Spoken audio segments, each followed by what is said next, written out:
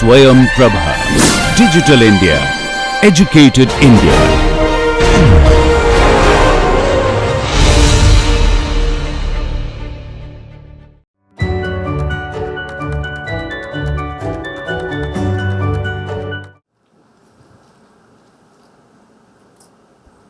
Good morning once more, and thanks Vipin for a wonderful talk. I'm really glad that you are with us.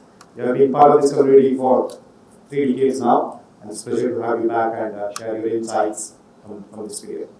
So a couple of quick announcements before we continue on with the program for the day. This is the point of the program where we now split into multiple parallel tracks. From this point on, we have 3 parallel tracks. For today, we have Pharma Manufacturing as a session which is going to continue on in this auditorium.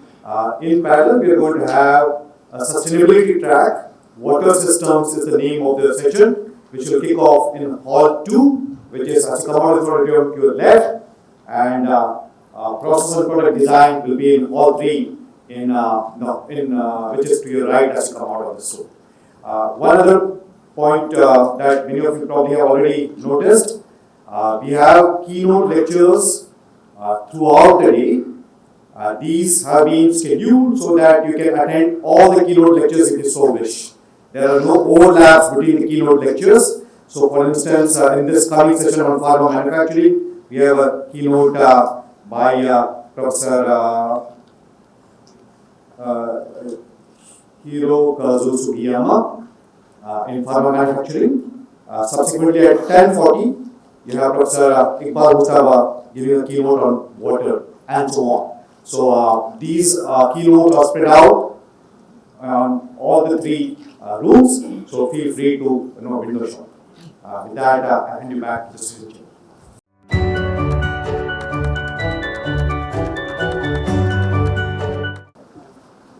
Okay, so we begin with our first keynote address. This is by Professor Hirokazu Sugiyama. Professor Sugiyama received his bachelor's and master's in chemical engineering from University of Tokyo, and he got his PhD from ETH Zurich. He has been a professor in the Department of Chemical Engineering at University of Tokyo and since 2013, and he has published several articles and books, etc., given many talks. He also got a Young Investigator Researcher Award from the Society of Chemical Engineering Japan in 2015, and also a Particle Design Award from New Pharmaceutical Technology and Engineering Foundation. His research is on multi-objective design of pharmaceutical manufacturing processes, and he's also exploring this idea of concept of Pharma PSE, okay, as a new horizon for pharmaceutical engineering. So he's going to talk about roles of physical, statistical, and hybrid modeling approaches for pharmaceutical manufacturing, and I think online, right? So, so Professor Sugiyama, please take over. Yes, thank you very much, Professor Karimi. Can you hear me? Yes, we can hear you. Oh, thank you very much. And so good morning, and it's my great pleasure to give this PhD Beacon lecture. And I would like to thank the organizers and Professor Srinivazan, Professor Karimi for inviting me for this wonderful opportunity. And thank you very much for this. So I'm going to talk about the roles of physical, statistical, and hybrid modeling approaches for pharma manufacturing processes. So this is Sugiyama Lab, which is active since 2021. I have been with the University of Tokyo since 2013, first as an associate professor. And last year, April, I was appointed as a full professor to become an independent PI to lead this group of hardworking people. And we are pursuing the new concept of what we call as pharmaceutical process systems engineering, or in short, Pharma PSE. So in our research, we focus very much on the manufacturing process, so what's going on in the process. And sometimes we really make a zoom into the cells and molecular levels, because the decisions made on this level affect very much on the performance of the process level. And of course, the decision made on the process level affect very much on the societal level. So process as an element of the entire system, kind of. So we really think it's important to have this zoom in and zoom out for this pharma PSC research. And today I'm gonna walk you through the so-called modalities of pharmaceutical products from very standard small molecules, so chemically synthesized drugs, and also what we call as biopharmaceuticals, so monoclonal antibodies or vaccines, etc. So these are therapeutic proteins produced by biotechnologies. And also the regenerative medicine, especially stem cells, that can be differentiated into different parts of the human organs. So first of all, with the small molecules. For the small molecules, we have been looking into the so-called flow synthesis of API. API stands for active pharmaceutical ingredients. And in this case, what we looked into was this sequential reaction to get a commercialized antibiotic drug. So the first step is about the hydrogenation of this part of the molecule, and then decarbonization to get the final product. So in this case, the API is antibiotic produced by Shionogi, our research partner. And the reaction is heterogeneous, heterogeneous hydrogenation, and also the decarbonization. And they use a palladium on carbon kind of catalyst. So it's heavy metal issue is around. And the conventional process that the Shionogi is using is a batch process. But they have an idea to go for a flow chemistry. So what happens if they switch from batch to flow? Will it improve the performance of the process? That was the trigger of this research. So for this, we went out for the modeling, or more specifically physical mechanistic modeling of the process. So it involves gas, liquid, and solid phases, and the hydrogen is transported or transfers from gas phase first to liquid and liquid phase to solid. And then on the solid surface, the raw material is reacted to get the final product. And at the end of the reaction, there's a decomposition of the main product, which is to be avoided.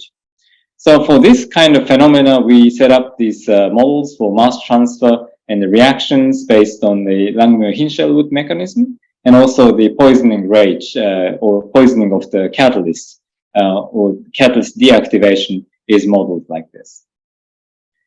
And in order to estimate the model parameters, we went out for the experimental investigations. So as you see, we have these experimental results for the decay of the starting material and synthesis of the final product. We run the experiment 3 times without regenerating the catalyst. This means that you can see the curve, the slope becomes a little bit milder as the run goes on because of the catalyst deactivation.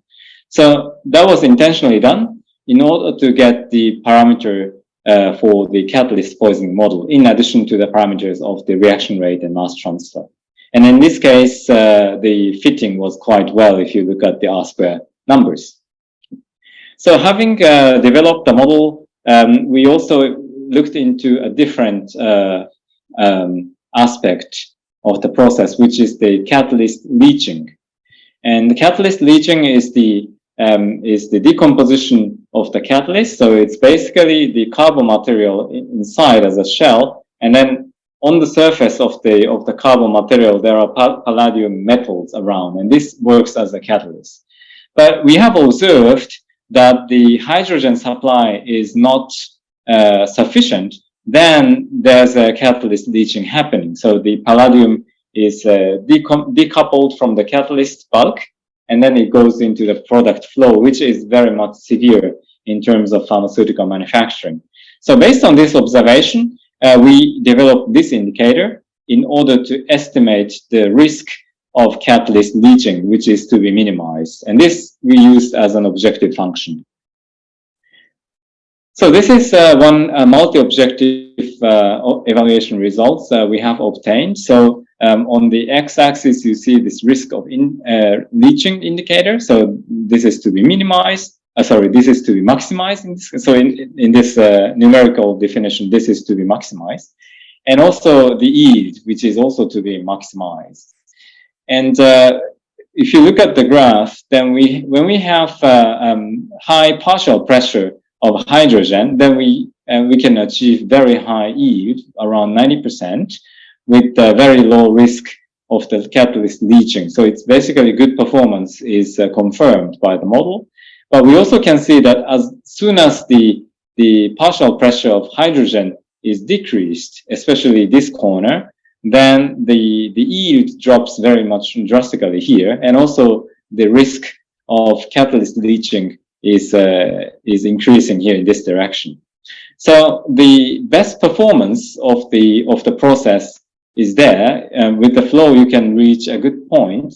But when adopting this flow chemistry, then you have to pay really attention to the mass transfer of hydrogen in the flow reactor, so that such a sudden drop can be avoided. And having developed such a mechanistic model, then we can explore a lot of different things. One thing we have focused on was the solvent selection. So here, as you can see, the parameters of solvent like viscosity, density, Henry's constant, and also the concentration of the solvent is a kind of stem for a lot of different mass transfer parameters for both batch and flow models. So we have varied these parameters to see the response in the evaluation system. And here's one example. And in this case, we have varied the viscosity, and also we have varied the reaction rate constant. And for both batch and flow, we have calculated the conversion of the raw material. And the direction of the slope is different. Basically, this is because in case of batch reaction, then the reaction was the rate determining step. But for the flow chemistry, flow reactor, the mass transfer of the hydrogen was the rate determining step. And when you apply the same conditions, so these A and B are the same conditions for both batch and flow, then the superiority of the conversion changes. For example, B was better in batch, but A is better in flow. So when you switch from batch to flow, then you should not change just like, you should not apply the same condition, because the mass transfer changes, and you really have to pay attention to this kind of thing. And this was also the case for other solvent parameters. And this is what we have learned out of this mechanistic model-based study. And this was also published very much recently from our group. This flow chemistry front is led by our PhD student, Junwoo Kim, and he's going to defend his PhD thesis very soon in January next year. Now we move on to biopharmaceuticals. So in biopharmaceuticals, the process steps are generally like this. So you use the cell, so host cell is used to cultivate, and then they produce the therapeutic proteins. And then a mixture of the cells and proteins and metabolites, they are purified in order to get the pure protein therapeutic product at the end. And then they are formulated in order to become a product in an injectable form. And inside the cultivation, you have a bioreactor. And inside the bioreactor, you have such a phenomena happening. So basically the cell, they grow, and they have the metabolic process. And then they produce the final product, monoclonal antibodies. And at some point they die, and then they are dissolved. And then the dissolved cells are the source of different process-related impurities. For example, host cell proteins, or HCP, DNAs, and cell debris. They are considered as the impurities of the process. And so this is more like a meeting point between science and engineering. So on one hand, we are interested in elucidating what's happening inside the phenomena. And if you also can imagine, then there are the metabolic cycles of the cell, like TCA cycles, etc. So the interface to the systems biology is there. But on the other side, you have to give a solution for decision making, like which kind of mode is preferred, for example, fed batch versus perfusion cultivation. Given the one reactor, then you have to define the feeding strategy of the media, the set point determination, etc. So this is more like an engineering kind of aspect. So we really enjoy it as a meeting point between science and engineering. And of course, first step we did was to go for mechanistic modeling for the cultivation. So you see this a set of equation that describes the time change of viable cells, and then the product, MAB, monoclonal antibodies, and then the volume, solution volume changes, and glucose and lactate concentration changes over the time. And the monokinetics, so this is based on mono reaction model, and the mono type of parameters are defined, for example, doubling rate and cell death rates described as a function of glucose and lactate concentrations. These red parameters are to be estimated with experimental results, and these blue parameters, they are present in case of perfusion. So therefore there's bleeding and harvesting, etc. So that the mass balance is closed. This model was published some years ago, and we applied this model for a so-called CHO K1 cell, so Chinese hamster ovary K1 type of cell, or 50-liter fed batch reactor. And as you can see, the trend could be reproduced over the time. It's not as good as in the flow chemistry model because it's biological process, but the trend could be reproduced. And to our eyes, this is really sufficiently good for biological process. However, when it comes to newly developed cell lines, in this case, CHO-MK cell, QE9E/1 cell, then it didn't work so well as we have wished to, especially in this lactate concentration. So here you see the discrepancy of the experimental points and then simulated points. And what happens here is that glucose is consumed first.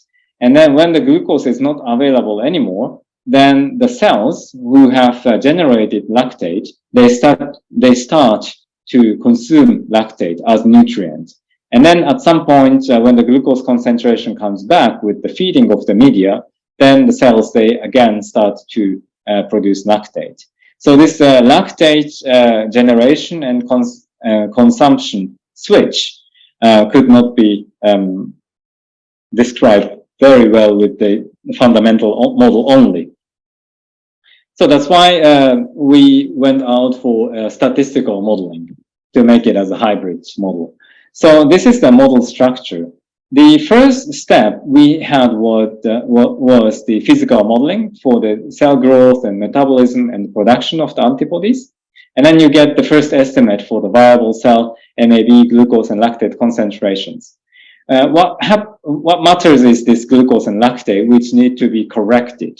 We put them into the statistical model. In this case, we applied the principal component regression with using not only the parameters that were used for the physical model, but also the parameters that were not used for the initial physical model. For example, pH, oxygen, dissolved oxygen concentration, temperature, agitation rate, etc., etc.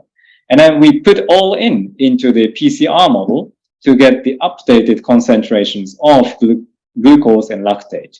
And then with this, we feed it again to the physical model so that the viable cells and then MAB concentration can be updated. Once these parameters are available, then we can run the physical model for cell death and impurity to get the concentration of HCP and DNA. So at the end, we have the simulated parameters of these components as an output of the simulation model. I will walk you through each element. So this is the first physical model, which is based on the original model I have introduced some slides ago. So basically the time series change of the cells, product, volume, glucose, and lactate using the monotype parameters. And by the way, this lactate concentration is not so accurate here only, which therefore this mut sub d, the death rate, could not be calculated. That was a hurdle. And that's why we applied the statistical model or linear combination of principal components, which are calculated not only by the parameters that were used for the physical model original, but also the parameters that were not the part of the original physical model. As I said, agitation, oxygen, pH, etc., which could not be modeled in the physical model. We put them all in order to get the corrected glucose and lactate concentrations. And since now now that the lactate concentration is more accurate than the original, then we can estimate the nu sub d, which is a part of the cell death model. So this is the impurity model for the cell death, HCP, DNA, and cell debris. And this is mu d, which is now accurate so that the entire equation holds. And cell debris model, this is based on the literature, but the HCP DNA models, they are original models developed in this study. So improved MUDI enabled the impurity simulation, and yes, these models are original in our work. So let's look at the simulation performance. And here you see this lactate generation and also consumption could be described well with this updated model. And that enabled the simulation of the HCP and DNA at the same time. So in the original model, it's kind of out of question. So you could not see any description of the reality. But thanks to this correction of lactate, then mu sub d could be updated so that the HCP and DNA concentration could be simulated.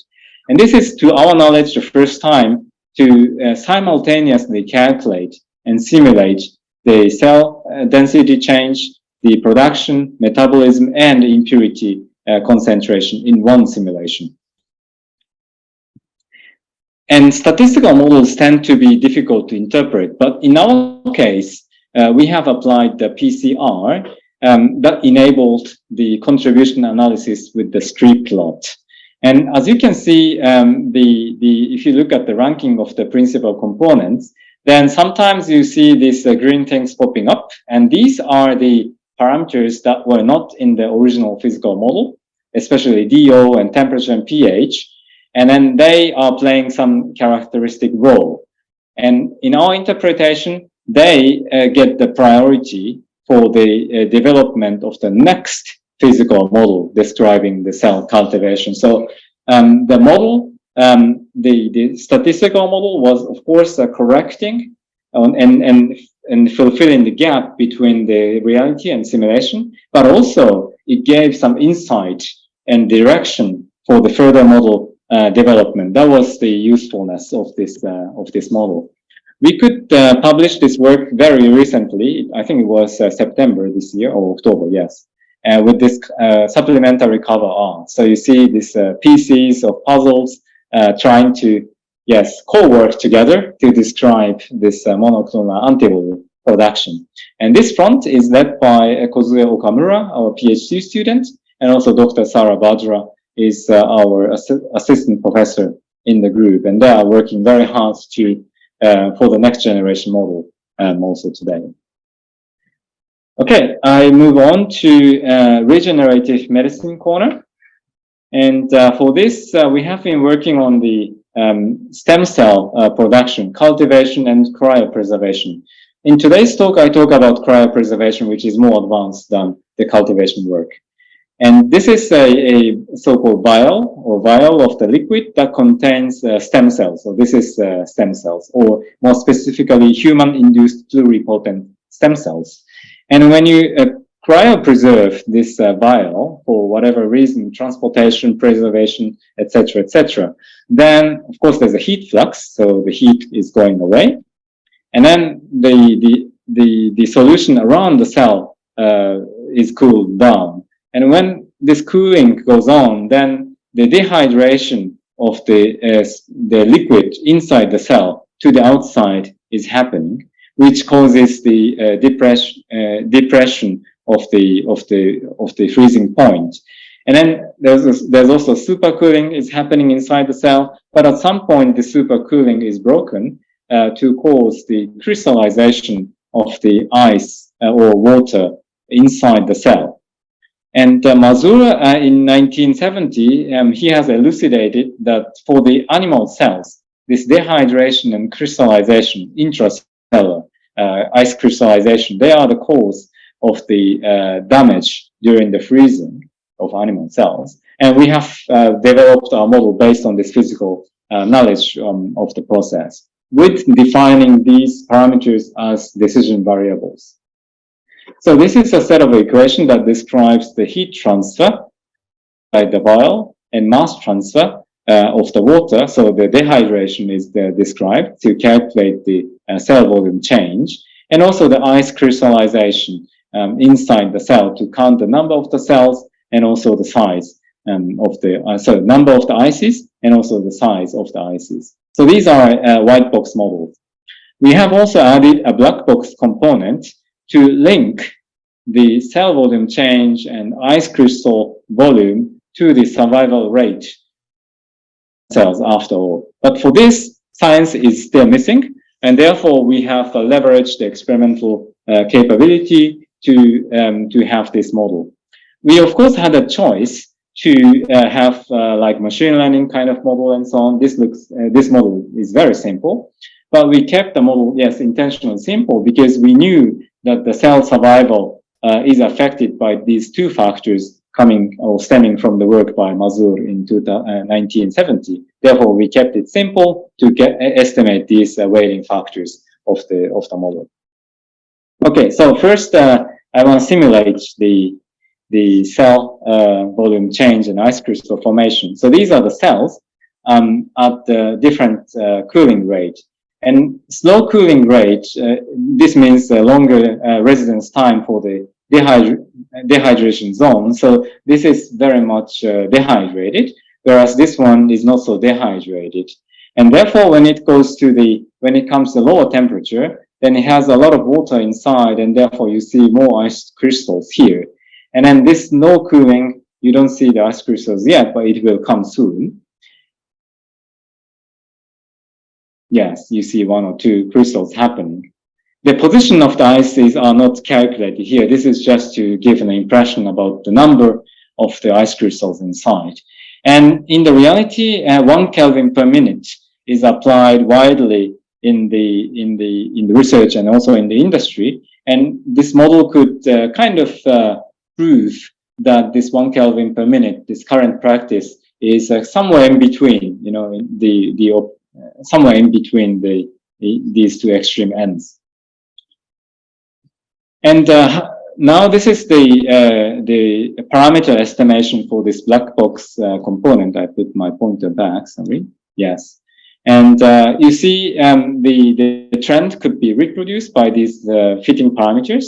And the other thing is that you see a lot of variabilities in the experimental results. And remember, this is a stem cell experiment, and it involves a lot of heterogeneity in the system. So cells are different. The conditions are also a little bit shaky, and operation, you know, this manual operations are there. But still, these variability could be covered by this model. And once having defined the model, we went out for optimization. One thing we looked into was the dynamic optimization of the temperature profile for the freezing. So currently, as I said, it's 1 Kelvin per minute. So when you go down to minus 80 Celsius, then it's around 80 minutes. And then it gives, in the current practice, the reported value is 80%. You have an idea, of course, for different types of temperature profiles. And we have calculated numerous numbers of alternatives and evaluated them in terms of the time required and also the cell survival rate at the end. We consider this as the optimal point, which is represented by this blue curve here. So it's like a 514 Kelvin per minute kind of, and it goes fast for the dehydration zone, and it goes slow for the ice crystal formation zone. So a combination of good profiles for both zones. And this results in the 30 minutes only for the process. So it's like more than half of the time required. And also the cell survival rate can be improved from 80 to 95. And this is calculated. Now we are experimentally validating this profile, but based on this model, we could reduce the number of experiments, and this enables the more efficient and effective development of the process. The work was published recently in Computing Chemical. Yes, for the sake of time, I could not introduce the entire work, but this was a part of the multi-scale work. So this was the cell modeling and also freezing process modeling. And we also looked into the membrane level to see the screening of the cryoprotective agent, which was published in Cryobiology. And also we went out for the scale up of the process. So one biomodel was expanded to see multi-vial model in one process. And then we also looked out for the supply chain issue using agent-based modeling. And the work was done by Dr. Yusuke Hayashi, now an assistant professor in our group, and he has published many different papers for different scales. So it's also the power of PSE that one researcher can cover different scales, different topics, but with this modeling technique. And this I wanted to make a bit of spotlight for this work. And later today, Dr. Hayashi is going to give a talk on his own work on the tonal freezing of the stem cells. Okay, now I want to make a step back of what we have seen together. So for the flow chemistry, we have developed a model that is fully white, and then the R squared was also good, so the fitting was good. And then having this model, one can go for optimization and further exploration. For the cell cultivation, this lactate issue was there, but we have covered this issue with this statistical or black box component. And the role of this one was not just the parameter updating, but also to gain understanding of the phenomena for the next generation modeling, especially the oxygen issue. For the iPS cell freezing, the science between the phenomena and the result was missing. Therefore, a bridge was necessary, and that was the role of the black box component. This bridging was the role. And for this, of course, we still have to discover and understand the process so that this black box component can be replaced one day with a white box model. And I think overall, the new modalities like MABs and stem cells, they still require a lot of process understanding and also maybe discovery partially. And therefore, a black box component is there to first bridge the gap to have the first base so that we can move on. And I think that's the role of the statistical component here, especially for the new modalities. For the established modality like small molecules, I think one can first go for mechanistic, and when the model works, then I think it can describe very well the chemistry inside. Okay, to come to the conclusion, I have introduced the recent advancement of pharma PSC research done at U Tokyo for small molecules, biopharmaceuticals, and regenerative. And physical, statistical, and hybrid modeling approaches, they played with different roles. And generally, for new modalities, more process understanding is required, and statistical component can play a role to have the first base so that we can move on. And for that, of course, we need data, and therefore we require the collaborations with the domain experts. And also domain experts, they are very precious to interpret the results, because from system side, sometimes we can do a lot of analysis, but the interpretation of the results, I think we also need, at least we humble, require a lot of domain experts inputs. And I think this exploring new field in PSE requires always domain experts. They are the guides to go to the new fronts of the academia. Okay, these are the funding agencies, and I would like to give an acknowledgement for them. And I would like to thank you for listening to my talk. Thank you very much. Okay. Thank you very much, Dr. Miyama. We have time for a few questions. Yes. This is David Wong from National Tsinghua University in Taiwan. Very elaborate and interesting talk. My question is on the PCR model. Was the PCR model developed after the whole batch was completed, or was the PCR model carried out in an adaptive manner as the cultivation goes on? Yeah, this is retrospective. So after everything is produced, then everything could be fitted well. So that's a post-production model. Any other questions? Yeah, I have one question. The modeling approaches that you have used are basically, I would call them extracellular, right? What do you see? I mean, some of the problems that we face while trying to explain the extracellular phenomena, because there is maybe a gap of understanding in terms of our capability.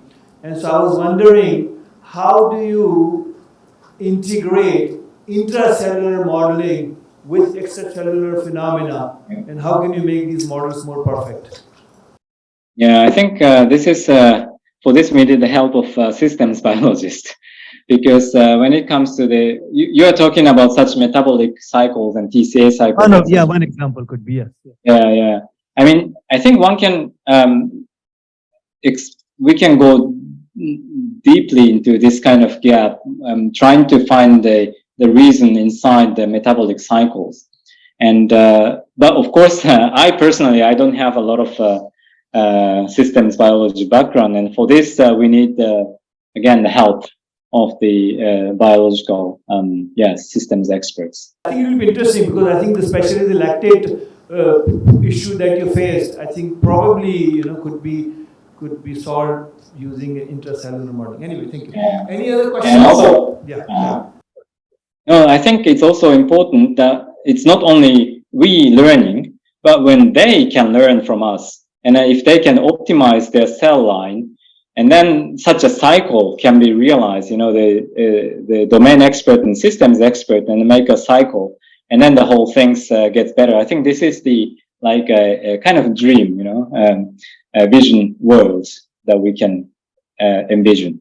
All right. Thank you very much. I think we can move on, so we'll be on time. So our next presentation, we have two more presentations. One is virtual, the other is in person. The next presentation. So thank you, Prof. Sugiyama, and we will move on. Thank you very much.